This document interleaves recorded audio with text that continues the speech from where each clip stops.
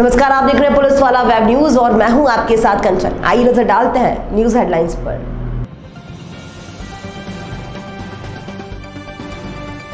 नरसिंहपुर के प्राइवेट अस्पतालों में हो रहा मरीजों की जान से खिलवाड़। बीच रास्ते में ही ऑक्सीजन खत्म होने के कारण हुई बच्ची की मृत्यु। नागरिक उपभोक्ता मार्गदर्शक मंच युवा प्रकोष्ठ नरसिंहपुर के ज्ञापन के बाद दर्ज हुई एफआईआर। नवरात्रि के चौथे दिन दिव्य दर्शन और आशीर्वाद लेने भक्त पहुंचे मंदिर। मैहर में लगा श्रद्धालुओं का तांता। और शहपुरा भिटोनी में दिन दहाड़े 10 साल का मासूम रहस्यमय ढंग से हुआ गायब। परिजनों का रो रो कर बुरा हाल, पुलिस ड्यूटी तलाश में।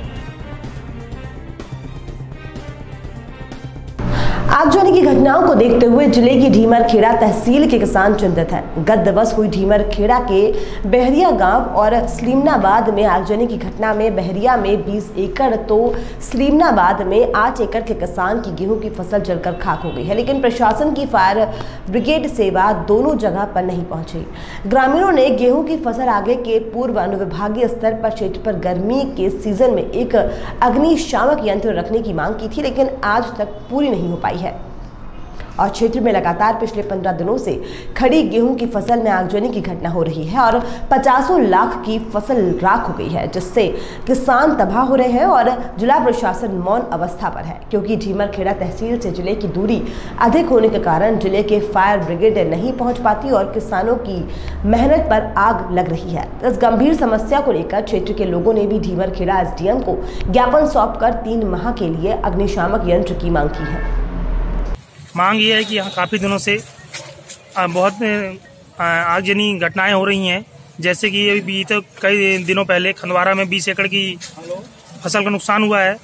अभी मुरवारी में भी कुछ दिन पहले घटना घट चुकी है। ग्राम अपने खामा में, दसरवन में, जैसे कि सिलौड़ी में। मैं माननीय कलेक्टर साहब को यह जानकारी देना चाहूँगा कि यहाँ कई दिनों से अग्नि की बहुत सारी घटनाएं आ रही हैं और यहाँ जल्द से जल्द अग्निशमन यंत्र की सुविधा कराई जाए। क्या आश्वासन दिया है एसडीएम साहब ने? उन्होंने बोला है कि मैं कलेक्टर साहब को यह पत्र भेजता हूं और जल्द से जल्द इसकी कार्रवाई करूंगा। पूर्व में मांग की गई थी, पूर्व में कई बार मांग की गई है अग्निशमन यंत्र की। तो लगभग कितने लाख की नुकसान हुआ होगा अभी तक? कम से कम 10 लाख रुपए का नुकसान हुआ क्षेत्र में। किसानों को बहुत ज्यादा दिक्कतें होती हैं। नरसिंहपुर के प्राइवेट अस्पतालों में मरीजों की जान से खिलवाड़ किया जा रहा है। बड़ा मामला प्रकाश में आया है, जहां थाना कोतवाली अंतर्गत प्राइवेट डॉक्टर आशीष उपाध्याय और एम्बुलेंस संचालक पर धारा 304(a) का प्रकरण दर्ज हुआ है।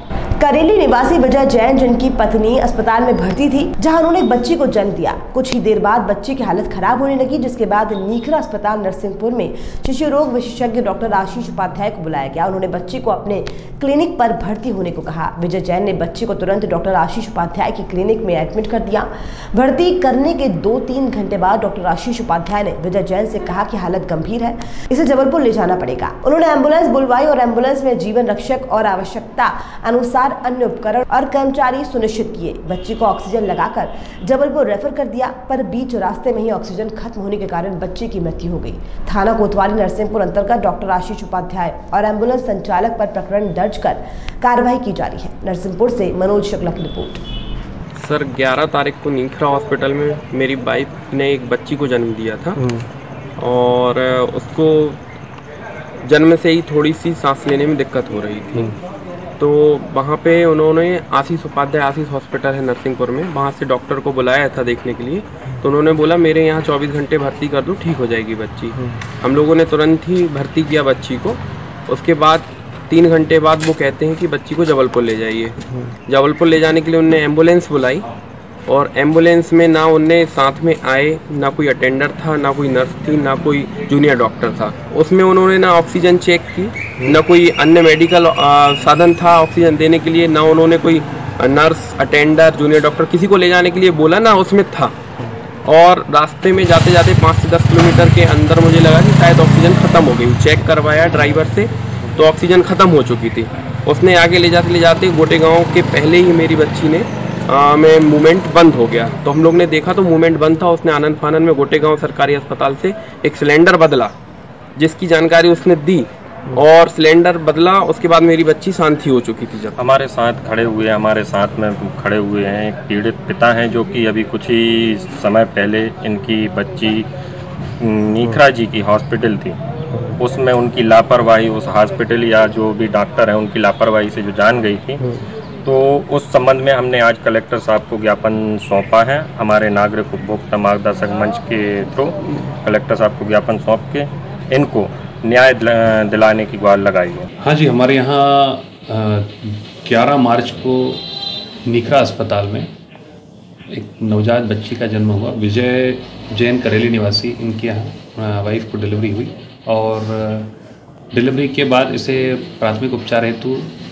आशीष हॉस्पिटल में एडमिट किया गया यहाँ पर, और वहाँ करीब 2 घंटे उपचार के बाद डॉक्टर आशीष उपाध्याय द्वारा इन्हें बच्ची को लेकर जबलपुर के लिए रेफ़र किया गया। और रास्ते में लेकिन एम्बुलेंस में पर्याप्त व्यवस्थाएं न होने के कारण, खास करके ऑक्सीजन की व्यवस्था न होने के कारण एम्बुलेंस का जो ऑक्सीजन सिलेंडर था वो गुटेगांव में चेंज भी किया गया, और जब तक ये जबलपुर लेकर पहुँचे तब तक बच्ची की मृत्यु हो चुकी थी। बच्ची की बॉडी यहाँ लाई गई और हमारे यहाँ फिर मर्ग कायम कर जांच में लिया गया, और जांच में ये पाया गया कि डॉक्टर आशीष उपाध्याय और एम्बुलेंस चालक आनंद मिश्रा, इन दोनों के द्वारा अपने यहाँ से रेफ़र करते समय एम्बुलेंस में सभी आवश्यक जीवन रक्षक व्यवस्थाओं को एम्बुलेंस में रखना सुनिश्चित किए बिना बच्ची को यहाँ से जबलपुर के लिए रेफ़र किया गया, जिसके चलते इस लापरवाही के कारण से इस नवजात बच्ची की मृत्यु हुई। अतः इन दोनों के विरुद्ध हमारे यहाँ 304A IPC का प्रकरण दर्ज कर विवेचना कल दर्ज किया गया है और इसकी विवेचना जारी है।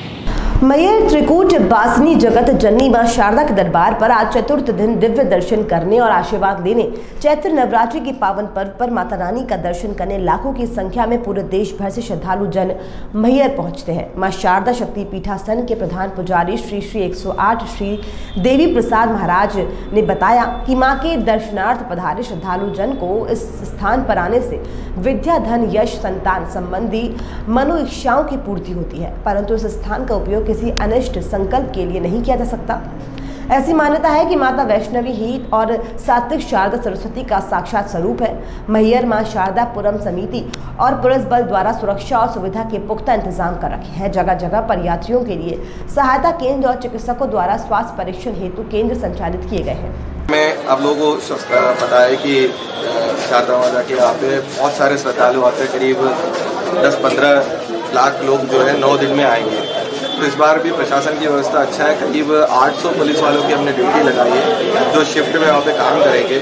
अपने फायर ब्रिगेड 4 फायर ब्रिगेड का व्यवस्था की है, और जो चौकियाँ जो हमारी बनी है पहले से, उसके अलावा हम और 2 सहायता केंद्र और खोलेंगे पुलिस की, जिसमें खास करके गुम हुए बच्चों का और गुम जो सामान जो गुम हो जाता है और बाद में किसी को मिल जाता है, किसी गुम हो जाता है सामान, तो उन चीज़ों को रिपोर्ट करने के लिए अगर सामान मिलता है तो वहाँ से वापस देने की भी व्यवस्था जो है हम करेंगे। इसके अलावा पैदल पेट्रोलिंग के लिए मैंने महिलाओं का 5 टीम बनाया है, जो खास करके महिला और बच्चों की सुरक्षा को ध्यान में रखते हुए कोई बच्चा भटक तो नहीं गया है, जैसे तुरंत पता चल जाता है तुरंत उनके माँ बाप तक पहुँचाने में भी उसमें सहूलियत रहता है। शाहपुरा से 20 किलोमीटर दूर थारा चरगवा के ग्राम बिजोरी सगड़ा से 10 साल का मासूम बच्चा 3वीं कक्षा का छात्र बादल गोस्वामी बीते दिन सोमवार को दिन में 10 बजे घर से बाहर से खेलते खेलते रहस्यमय ढंग से गायब हो गया।